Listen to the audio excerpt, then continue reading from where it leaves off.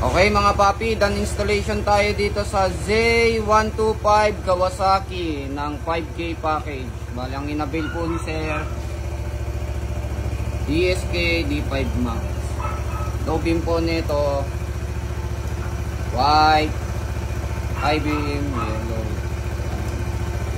Ito naman po yung ginamit nating switch. So, domino 3D switch at naglagay din po tayo ng stainless passing switch.